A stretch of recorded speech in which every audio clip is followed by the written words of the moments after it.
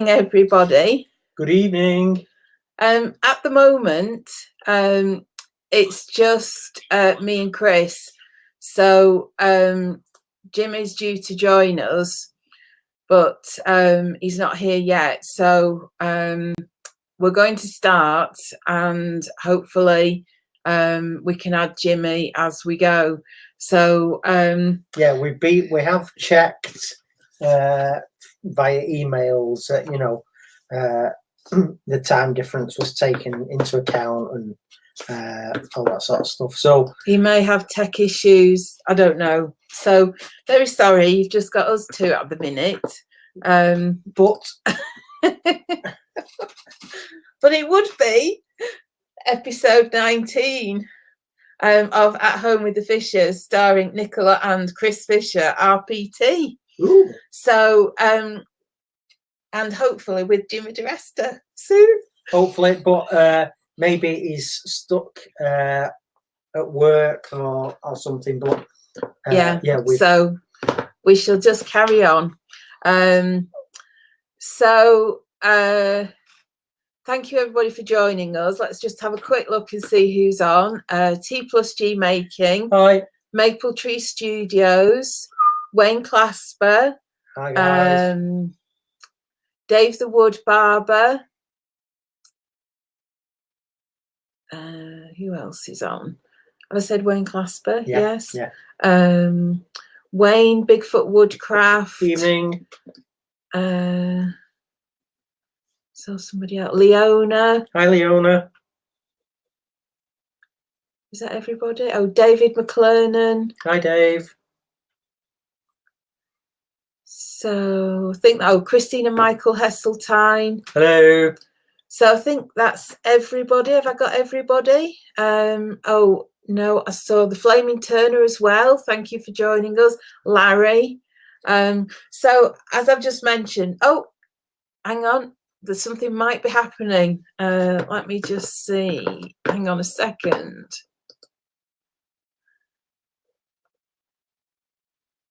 Okay. Just bear with me a second.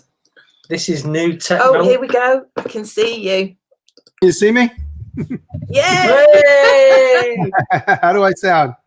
Hiya. Hi, Jimmy. Hi guys. I'm trying to turn on my headset so we could. Oh, it's not turned on. How are you guys? Yeah, we're good. Thank you. So we are live now. Oh, cool. So people can like chime in? Yeah. We've got people on the chat. Oh, great. So we've got quite a few people. You probably can't see the chat in this window, but if you open YouTube and At Home with the Fishers, you can pop out the chat. Oh, okay. So let's see. If I go to YouTube. So, yeah. Everybody just bear with us. We'll get sorted. And what should I search? The Blind Woodturner channel? No, At Home with the Fishers. Oh, yes.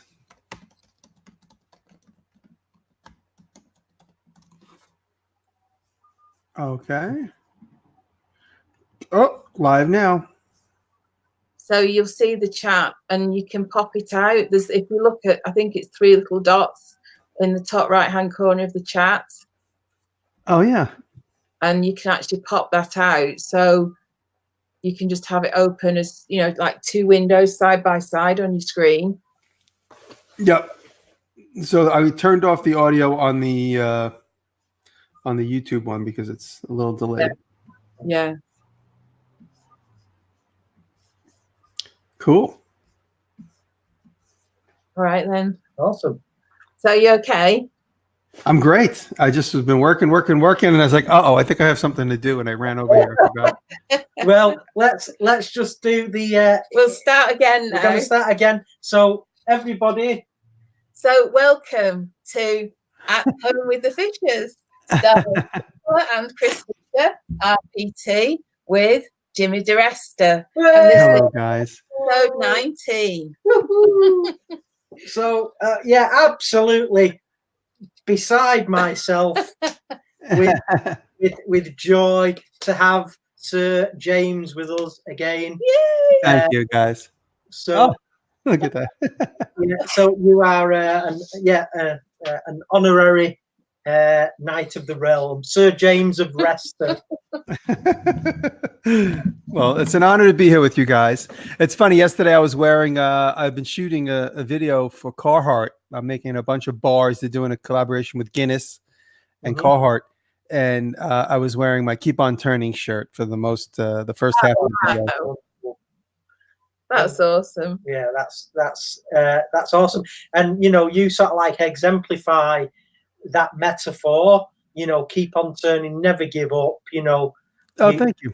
Yeah, well, that's obviously it means the literal sense. Keep on turning on your lathe, but it's a metaphor for never give up. And for people that have followed you for many years and know a bit of your backstory, you've had peaks and troughs throughout your career, but you keep on turning.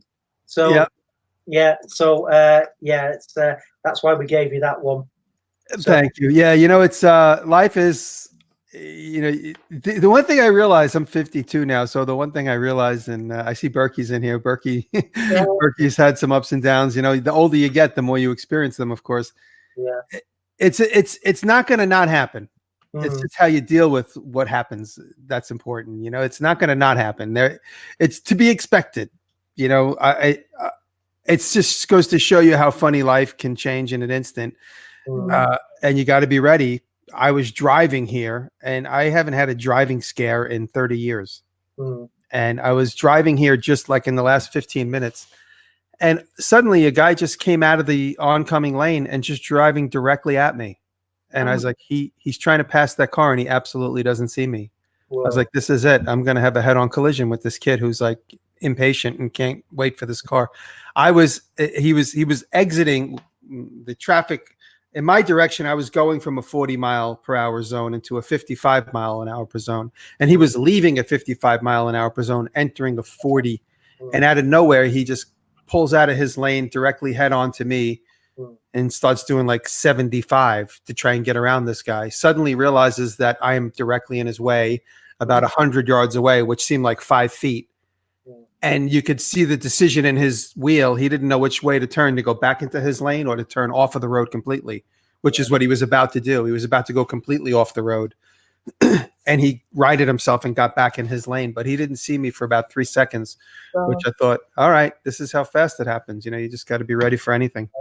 Yeah. And, but anyway, that wasn't a thing. It was almost a thing, but like I said, it's just a matter of being ready, just know it's going to happen. It's how you deal with it, and that means, anything, going broke, your design not working out, your client getting mad at you.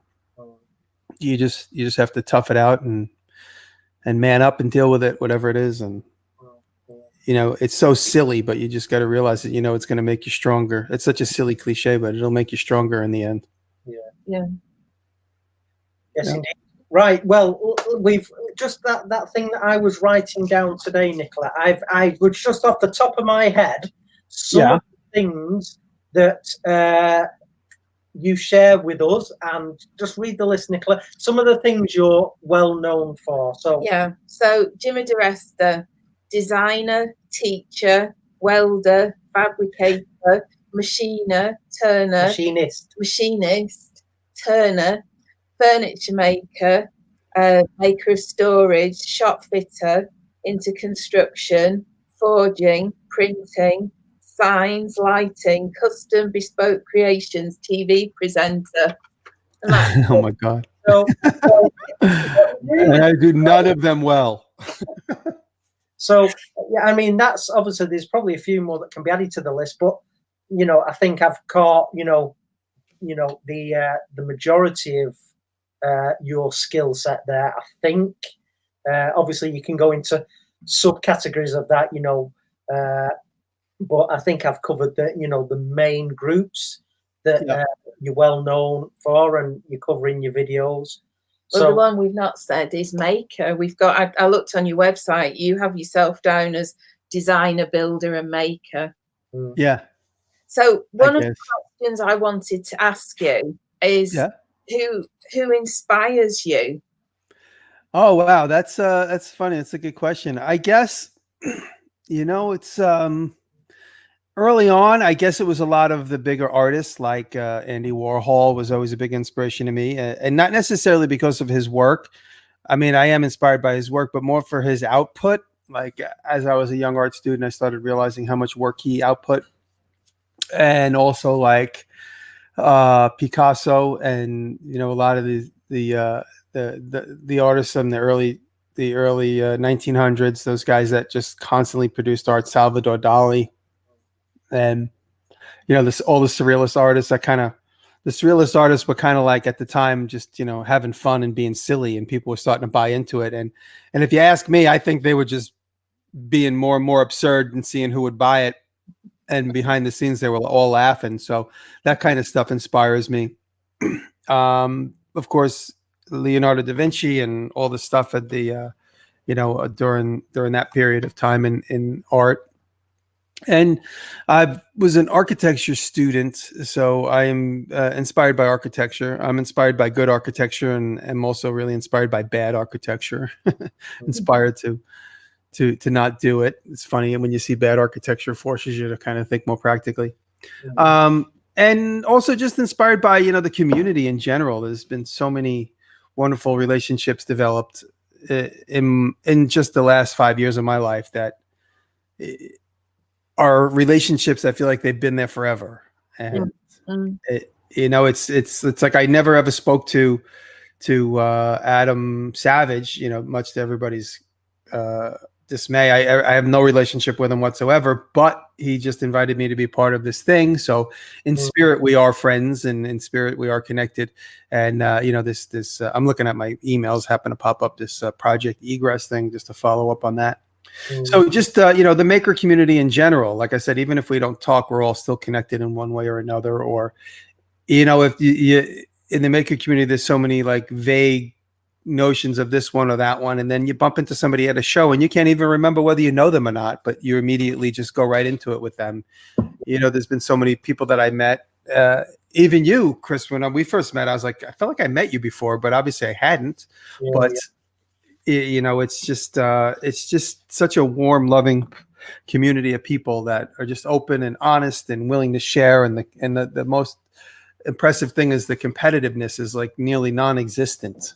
We all look at each other's numbers and we're impressed and jealous, but in a friendly competition, nobody's really going after anybody, with any. Yeah, I agree. Any vengeance.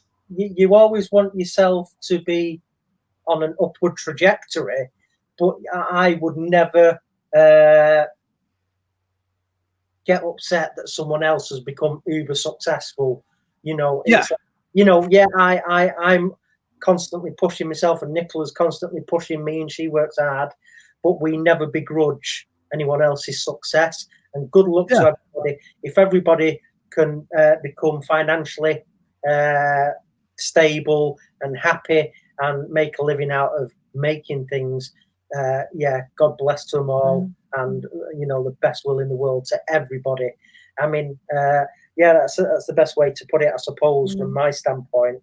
I'm chasing so much stuff myself, but everybody else, you want it, you go for it. And you've said this before in many of your podcasts, it's there for everyone to attain. Got to put the bloody work in though, and put your head above the parapet. It's there for everybody to attain and achieve. But it's funny, people always, people break my peanuts about me getting so much free stuff from big companies, and a lot of guys will say, they give the free stuff to the guys that can afford it. And I'm like, I said, you can have exactly what I have. Just start a YouTube channel. There was absolutely no hierarchy here. It's just a matter of just producing good content and doing videos that inspire the world. And people are much further surpassed me, and there are people below me, but that doesn't bother me at all. It just I'm in my own lane, and I'm doing what I can do. And sometimes when you get down and you feel like you're not connecting on a bigger scale, you just got to remember, go read 5 comments of people that say you've changed my life for one reason or another, and that's enough to be like, okay, cool, I'm happy where I'm at. I think one of the sort of like part of the allure for you and Nicola's mentioned this too, there are other YouTubers with, biblical levels of subscribers, but some of them can be quite niche and sort of like it doesn't appeal. The beauty of your channel is There's something for everybody. there's somebody for everybody. You don't have to be a tech wizard or this, that, and the other. And everybody can look at one of your videos or start sorting through, content from your channel years ago and go, bloody hell, that was cool. I'm going to have a go at that. There's something on your channel for everybody. And this, from beginner stuff, your hints and tips to intermediate and expert level, there's something on your channel for everybody. And not only do you inspire millions of people around the world, you bring them knowledge, and also you entertain people, so I think you are, for me, the maker, so yeah. And Nicola's described how you look to me. So yeah, because after this year's Maker Central, Nicola was describing what you were wearing, and she said you have your baseball cap on and sort of like just that one on there, a plaid shirt and things like that. So I've got this mental picture now of sort of what you look like, and because I've hugged and you gave me a kiss at Maker Central. What I do? What I give? You gave me a kiss. Oh. I said it's sort of like I was just about to start a demonstration, and you'd come over to talk, and obviously you were sort of like very busy meeting and greeting your fans and things. But you said, I said I love you, Jimmy. And you said I love you too, and you said, oh, I could kiss you. So I said, go on then, and you did. But, yeah, I've not washed that cheek since. No, that's the best thing about this community is it's such a great sense of love for everybody, and there's no, there's like almost no negativity whatsoever, and it's such a pleasure. Because in the TV business, you get mad at people you never even met because they might have stole your time slot, or some production company chooses them over you, and it's just it was such a weird. It still is a weird business. I mean, I'm still dabbling in the television business, but in general, none of that seems to exist where we are. And like I said, we're all just. I'm sorry, I'm looking for my mouse. Oh, there it is. We're all just having a good time and learning the business of YouTube and learning the business of marketing and the business of commercials and everything. It's just you never stop learning in a good way, and we all share. I think we ask everybody, what has the Maker community given you? And I think you've kind of already answered that, but everybody says the same thing, that it's a massive sense of community and sense of, even if you don't know somebody, there's some connection. And it's, what we're on now, we're on episode 19. So you're the 19th podcast that we've done, but everybody's said the same thing about the Maker community. And I find that quite fascinating. Because in my line of work, that doesn't happen. What is your line of work outside of business advisor? It's a completely different sort of community. And I think that's why I love the Maker community so much. And, I'm not a maker in the same sense as Chris or you, but I enjoy that community. So what drives you to be a maker? Why do you make? It's funny. It's just something I've always done. I grew up in an atmosphere with a workshop. My dad always had a workshop growing up. My grandfather had a workshop. My dad's workshop was bigger than my grandfather's, and mine is like 10 times bigger than anything my dad had. And I think it started when I was a little kid. My dad realized of my siblings, I'm one of 4. I have 2 brothers and a sister. And I realized early on that I just was more attracted to staying and hanging out in the workshop most often. And my dad nurtured that by putting chisels in my hands and giving me a hot glue gun with a box of scraps. And, I never really took I did play with Legos, of course, but it never, Legos didn't stick as much as it does to other people. I think that's probably because I had a real workshop next to me, and I always knew Legos were simulating building when I can just go and build, if you understand what I mean. You know, simulating like a facade. I'm like, oh, that's just a big piece of pine wood. I can just go cut that and not have to put 300 blocks together. I could just make that downstairs in the workshop. And so, like I said, I wasn't super attracted to Legos in a big way. Of course, they were always present.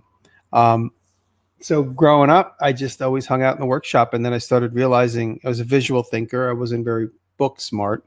I wasn't very big with words. I don't read very well. My reading comprehension is really bad. I do read when I need to, but it's very tiresome for me. I don't enjoy reading, and I just spent all my time in the workshop. And I would just any excuse to make something. And then when I got into art school, I decided to be. First was going to be architecture, but then I realized I was more artistic and less like being an artist is really like a mathematician with a good design sense. And I realized I could just be an artist and hire a mathematician. So I could be the artist that just does whatever he wants. And so then I decided to go to art school. And even though I went into graphic design because I didn't really have good guidance, I was in graphic design for 3 years. I started realizing every single one of my solutions was made three-dimensionally, and then I would photograph it.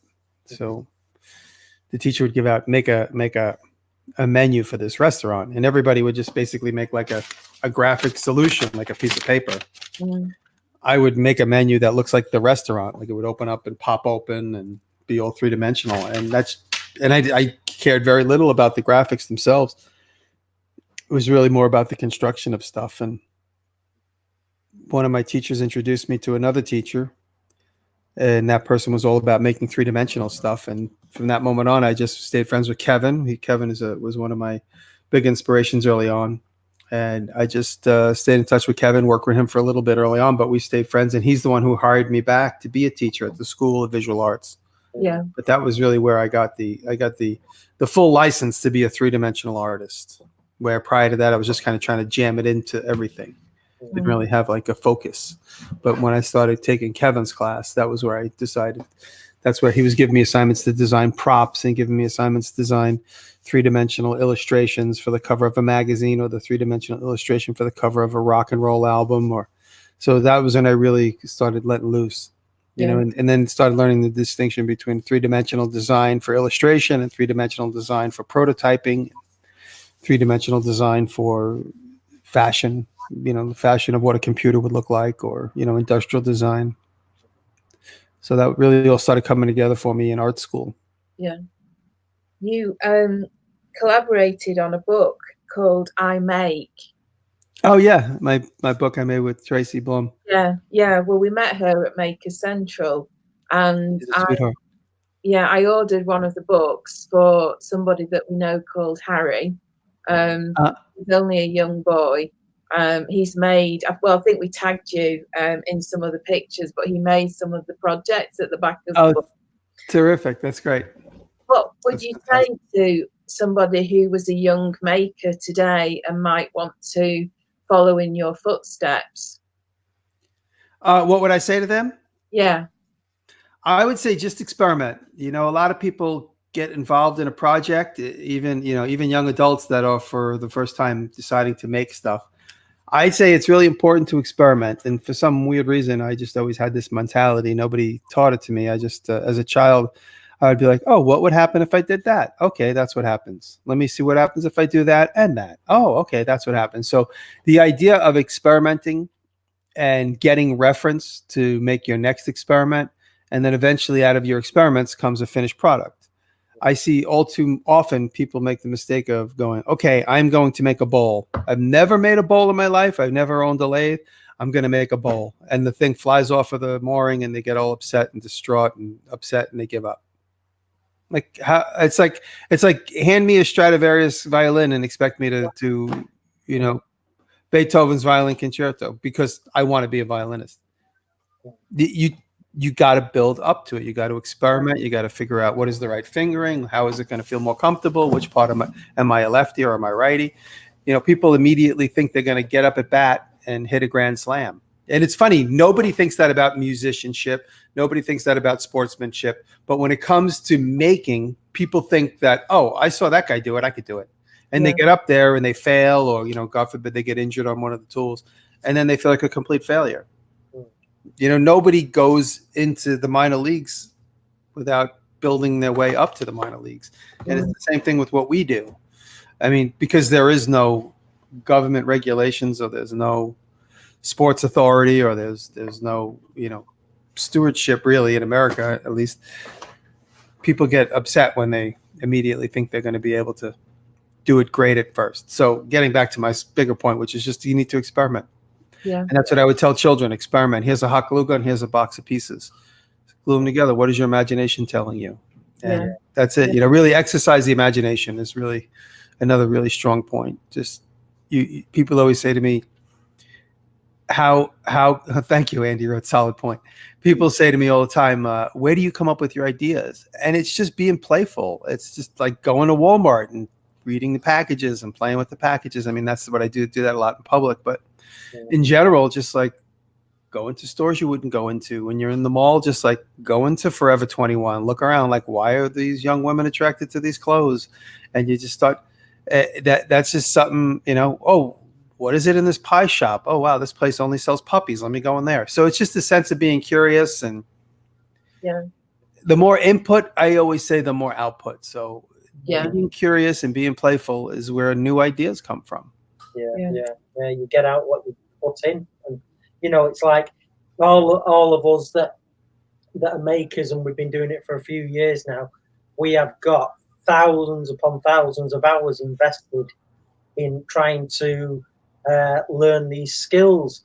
And if I can just sort of like paraphrase again a classical musician, and he's Japanese, and I think when I heard this quote, he was 92, and they said to him, why are you still playing the cello at 92? And he said, because I've not mastered it yet.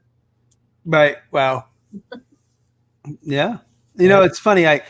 From time to time, and Nick Offerman always says this, it drives him crazy. When he gets written up in an article, they always say, master carpenter, and he gets really mad. And if he has the opportunity to have them edit it out, he tells them, he's like, I'm not a master carpenter. And you say that about me, and then people think that I told you to say that, and then I feel like an idiot.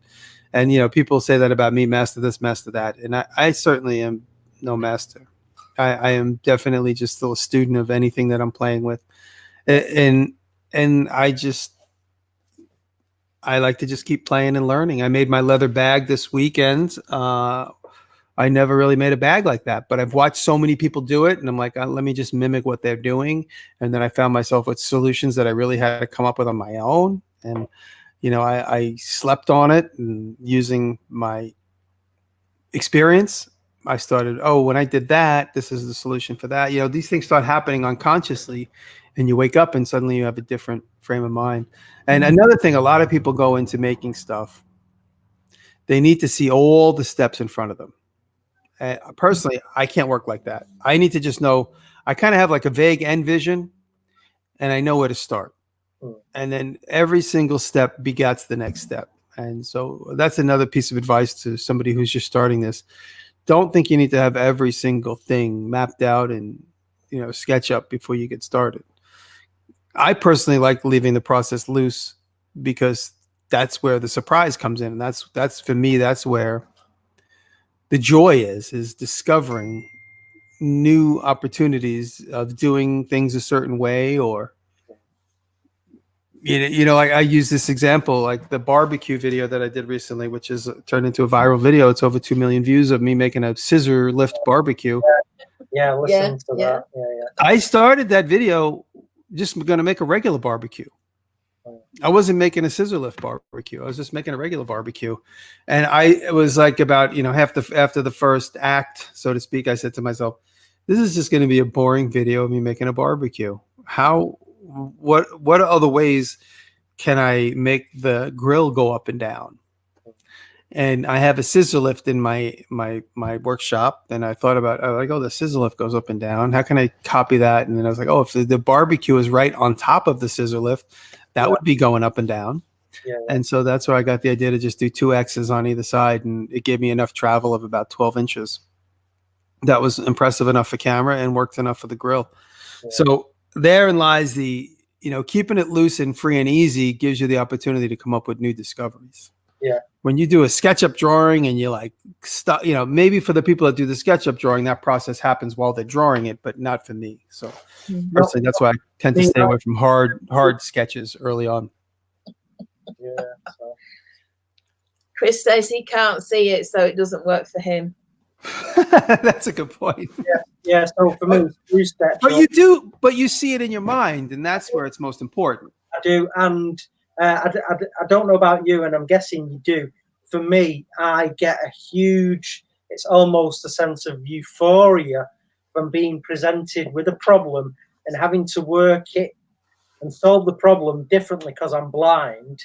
But it's still the same for sighted people. When you're creating on the fly, you've got a problem, you work the problem, you solve the problem. For me, that is one of the greatest feelings of being a maker. Sure. Absolutely. Absolutely. I mean, it's so nice. I said it before, when you hit that publish button and you like heart races a little bit and you're so proud to share the discoveries you made, especially like on a good one. Sometimes you hit that publish button and you're like, I guess that one's done. But for the most part, you have that feeling of, wow, I can't wait to see who gets inspired by this, or, and it used to be, honestly, like, wait till they see me now, and I hit publish and be like, I'm going to show off and everyone's going to wish they thought of that. But now it's like, wow, I can't wait to show everybody look at this cool thing I did. And I can't wait to see what comes out of it from the young people and the old people that are watching that want to learn and be inspired by what I do, so there's a lot of that now more than ever before, where it's a matter of, wow, I can't wait to plant the seed and see what grows from it. Yeah, that's it. Planting the seed, and you do that so well for so many people around the world. So, so how do you relax? Do you I make more stuff. Yeah. Well, no, I was going to say, I just did that leather bag. I'm sorry, I'm trying to pull my shoe on while we're talking. It looked like I'm doing something else. Okay, my shoe fell off and I couldn't pull it back on. Working this weekend on that leather for me was a whole brand new sense of discovery, and that's where I have a sense of relaxation, where it's like, okay, let me slowly approach this and slowly figure it out. And it's really funny if you watch my Instagram stories on Saturday. I'm working in Taylor's leather studio, and it's totally her space, has nothing to do with me. She wanted her own space that has nothing to do with me and my dust and my dirt. So it's in a different location. And so we put the machines there so they wouldn't get dusty, the sewing machines. So she's like, okay, she went out for a few hours. You're on your own. Goodbye. See you later. And now I'm in her studio, and I immediately, in my mind, I'm like, okay, let me get my 5-foot ruler. Oh, wait, that's not here. Let me grab this. Oh, that's not here. So I'm in a different space. And so the sense of relaxation comes in like the puzzle, unpacking this puzzle of, I'm in a room with a razor blade and no straight edge. How can I cut a perfectly straight line? Yeah. And then that becomes a problem to solve. And therein lies like the discovery, the relaxation, my sense of having fun. Silly, but. And I ended up using an old trick, and I showed it on Instagram. This old trick where I use the edge of the table, and a razor blade rides right along the edge of the table like this. And I cut whatever material in a sheer fashion right along the edge of that material, right along the edge of that board. And I was able to cut all the leather for this bag without even ever really using a straight edge. All the big cuts. Wow. Is there anything that you've not done yet that you really want to do? Have you got a wish list? I guess I want to in a bigger way build like a hot rod or a rat rod. That's something that people keep asking me to do, and it's something I've always wanted to do. I have a fear of doing projects that last for longer than a year, so I never start them because I know they're going to just sit around. So if I like to be able to start a project and know I can finish it within a couple of months. With a car or a travel trailer or a motorcycle. I haven't really done any of them because I just know this is going to be one of those projects that will last for 2 to 3 years. And it'll be those like, oh, that's Jimmy who has a half-built car in his garage.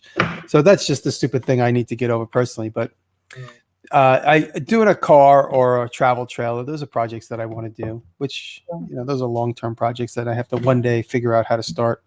Yeah. Well, just for Nicola's, FYI, a rat rod is a style of rod where it's a bit beat up looking, but it's completely intentional. Right. So it's ratty. Okay. So are you fans at all of the late Boyd Coddington and? Sure. Yeah. I mean, I used to love listening to his show, American Hot Rod and American Chopper and things like that. So sure. Yeah. That classic Americana, design icons, but obviously hot rods and huge motorcycles with big V twins. They're very provocative, and these images that I've got of America and American graffiti and hot rods. It's amazing. So I hope you do get round to building yourself an awesome set of wheels, man. Thank you. Yeah, it's a goal. It's a goal. Yeah. And when you finish making your motorcycle, I'll be test pilot, man. Okay. It's going to be autopilot. It's going to be like a Tesla. You could drive it without looking. You've got to sit behind me, say left, right, brake, brake. For God's sakes, brake. I heard a funny story once here in America on the news. It was an old one. It's probably true. You can look it up. Where a guy got pulled over and he was blind. And they said, "What are you doing driving blind?" He said, "Well, my friend here is drunk and he couldn't drive, so he was just telling me where and how to turn." Well, that's I have driven cars with a sighted instructor next to me on a racetrack, and it is completely doable. And I've driven at speed, so you have the instructor next to you. You've got an intercom, and he's saying left, straighten up, power, brake, turn right. Brake, straighten up, power, completely doable. And I have driven at speed around a track. So let me know. Just let me know when you're doing that. I'll make sure I stay away. I think that story that you have just told is completely true. We've got a question from Maple Tree. Who are your maker heroes? Oh, I tell you, it's unfortunate we lost the King of Random. I didn't know him, but it really highlighted his body of work in the last 2 weeks. We lost the King of Random to an accident. Unfortunately, he was just a young man, and but him definitely learned a lot watching him over the years. And Colin Furze. I mean, I was so honored when I was in Colin's booth when we were all together in May. And Colin was talking, and he was just talking straight away. And, I said, wow, he's such a nice guy. And he goes, like you do. I'm like, wait, I go, you watch me? He goes, yeah. I go, you know who I am? He goes, yeah. I was like, oh my God. It's like a little boy. I was like, wow, Colin Furze knows who I am. And he was such a nice guy. And then it's funny.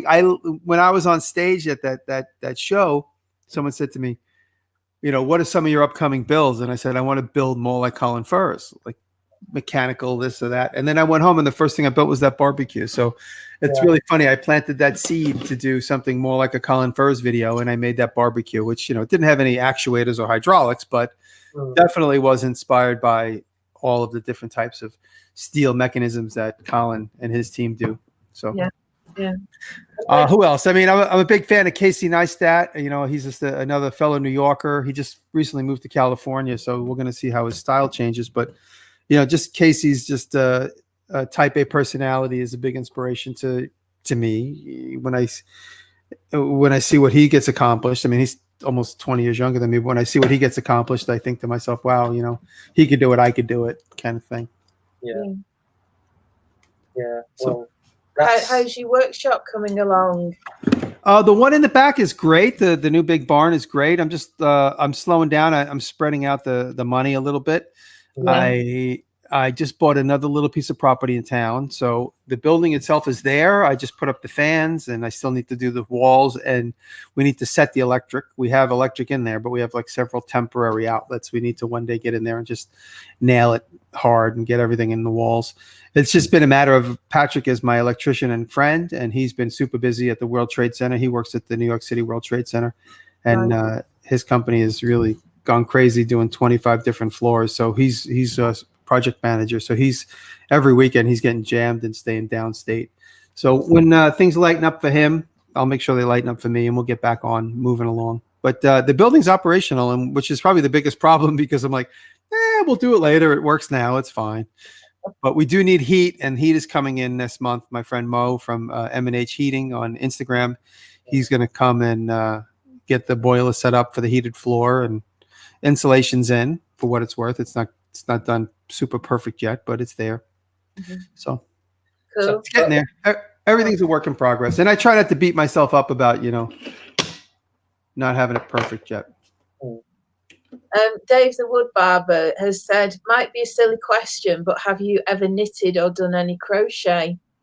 It's funny. I've tried. I have several friends that are good knitters. One of Taylor's girlfriends knits constantly, and she's tried to teach me, and it does not stick. I tried. I just, one of these days it'll click for me. And I see young women in New York, they knit a lot of times on the subway, and underneath Taylor's studio here in Hudson, there's a knitting circle every Thursday night, and I see the women in there knitting. I don't see any men. I keep saying women because those are the only people I know that knit. And it's just a matter of me sitting and focusing one night. I do want to learn, and I've tried, and I just can't figure it out. Is there anything that the maker community doesn't know about you? I'm pretty much an open book. Maybe I'm honest to a fault, but yeah, no, I think that's pretty much it. I kind of outed myself as far as being sober for 32 years. I've outed myself for having reading comprehension and dyslexia and every other learning disability that I've ever had, which I think just makes everything else I do easy. More comes to me more easily. The fact that I have all these learning disabilities growing up that, I never really let them affect me. I always just, some people say, they have a learning disability, and they use that as an excuse to avoid something or another. And I don't think I've ever done that, not consciously. No, but it's just your brain is wired differently. Yeah. A lot of the businesses that I work with, a high percentage of the business owners are dyslexic. Yeah. And I'm convinced it's a factor in their success. Yeah. And I'm sure it's the same for you. It's because your brain is wired differently. Yep. It's I definitely, well, people always say, like, when people show me something and they start explaining it, and I go, yeah, I got it. And they're like, no, but I'm like, I got it. Like, I saw it, I got it. Or like people, like when someone gives me something to put together, and I go, I don't need the instructions. I just need to see the picture on the box. Yeah. Oh, are you sure? I'm like, I promise you, I only need to see the picture on the box.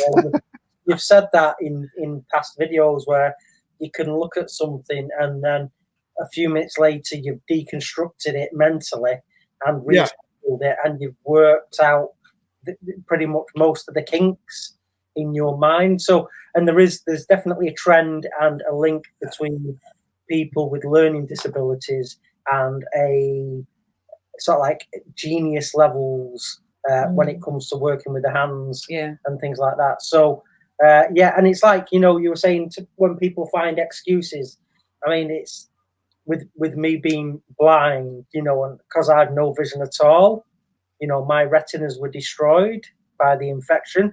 The amount of people that say to me, well, if Chris can do it, what are we, bloody moaning about? And that's the reason I set up my YouTube channel, to help people, realize that no matter what life throws at you, and again, we're getting back to this point, you can find a way. And to paraphrase, a band, sometimes darkness can show you the light. So. Andy Berkey has said has Jimmy ever buried a stolen vehicle? I might have once in my life. When I was a young teenager, I was running with a bad crew. Me and my buddy John. Well, he actually already did the dirty deed. He stole a motorcycle, and then he had it ditched somewhere else. I'm not saying I wasn't an accomplice to this whole thing. We were young kids. We were in like middle school maybe, and so we walked the motorcycle from where he hid it initially to my house because it didn't work. So we were going to dismantle it and fix it up. And then word on the street was the person who owned the motorcycle knew we had it, and he was going to come looking for us. Yeah. So we figured the only logical place we can do to hide it completely is to bury it. So we buried a 6-foot hole standing up. We thought standing it up would be the best for it so that the oil wouldn't leak out. And so we wrapped it in plastic and dug a 6-foot hole and put it in the hole and covered it with dirt. And the very next morning he was there with his mom and dad looking for the motorcycle. Did he find it? Nope. It stayed in the ground for the next 10 years because we were afraid we'd get in trouble. What motorcycle? Yeah. Yeah. So that's funny. Berkey, I don't know. Remember how Berkey, you heard that story? I only told that to my close friends. Yeah, it's that Italian blood in you. Let's dig a hole and chuck something in it. And it was just, it was non-working when it was taken. And then years later, one of my college buddies heard me tell the story and he says, "Is it still there?" I said, "Yeah, it's still there." He said, "Can we dig it up?" I was like, "Sure." So we dug it up and it didn't work. It was very rusted. And so we decided he took it and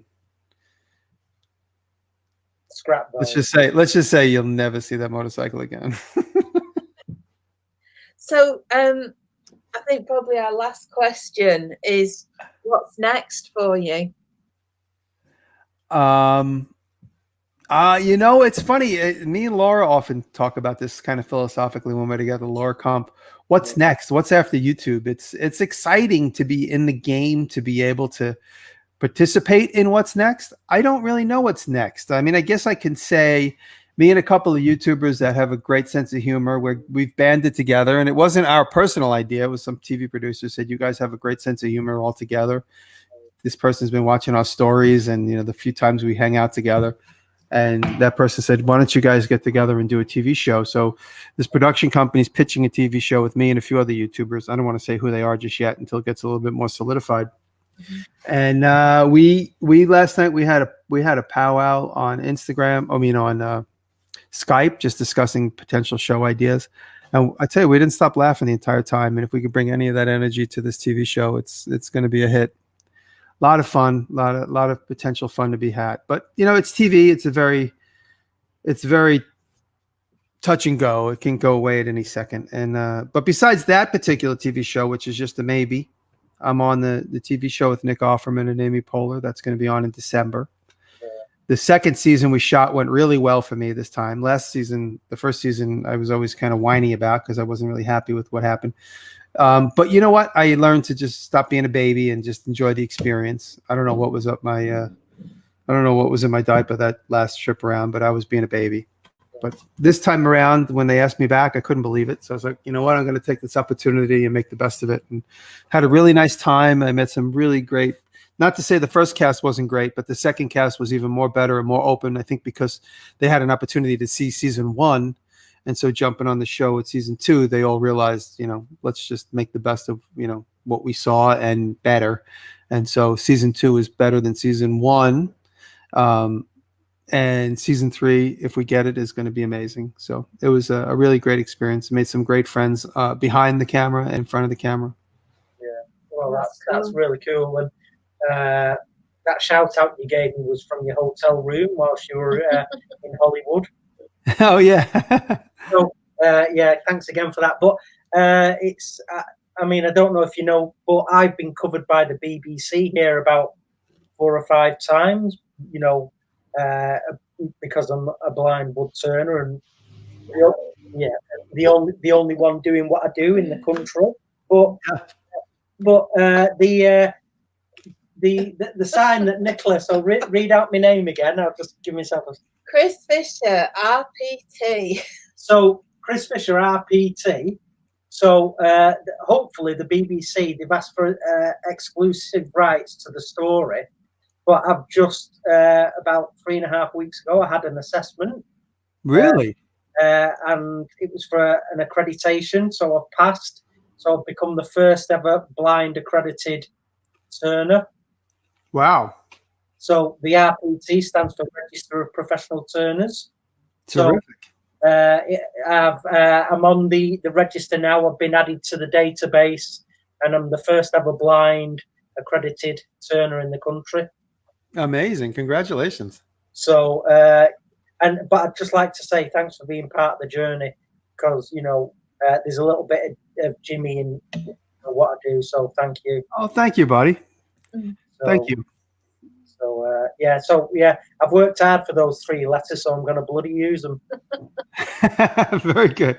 No, that's it. You know, we all work so hard to get to do what we do. And I'm just proud that, I'm just happy and proud and grateful and honored that the fans make it happen, because if nobody was really watching, you know, I don't know, would I do this alone? I mean, it's what helps me pay my bills. So thank you, everybody. Well, it's been a pleasure having you on our podcast. Thank you so much for joining us. Yeah, it's been wonderful. Well, we're just made up, aren't we, that you're here. So thank you, guys. Thank you. Can't thank you enough for coming on. What we do now is we just tend to talk about what we've done this week. You're very welcome to join us, but if you need to go, that's absolutely fine, whatever works for you. But we just want to say thank you so much for coming on and talking to us about your making. Yeah, and we really do appreciate you giving us some time out of your very, very busy schedule. You know that we love you very dearly, and we wish you. I love you too. We love, you know, we love meeting and hanging out with you when we can. And for you, my friend, you know, as much success as the universe wants to dole out for you, and thank you, brother. We've always got your back. So. Well, when you guys come and visit upstate New York, you got a place to stay. Yeah, well, that's one. Yeah. I mean, you know, you're on sort of like my dream wish list to get to you. So, you know, it's a dream of mine to get to America, full stop. But, you know, at the top of that, get to America's, you know, come and stay with Jimmy and Taylor and the animals and stuff. So yeah. As soon as we can steal some motorcycles and raise the cash. That was the only thing I ever stole in my life. I was probably about 15. So yeah. So and I got away with it for now. I don't know. Is there a statute of limitations on it? Yeah. But you know, it's like you say, kids do some daft things, but yeah, it's all part of growing up. Yep. All right, guys, I'm gonna bow out because I gotta. Bye. Shop staring at the wall. I gotta go over there and turn his head towards the work. Okay. Well, thank you very much, Sir James. Thank you, everybody. Thank you, Berkey. I love you. Love you guys. And what do I do? Do I just like hang up on the live chat stream? At the bottom of your screen, it should say "Leave Studio." Right at the bottom, you should have like a little message. So if you just leave studio, it will take you out of the show. All right, guys. Thank you so much. I appreciate it, and I love you. I'll see you all soon. See you soon. Bye. Bye.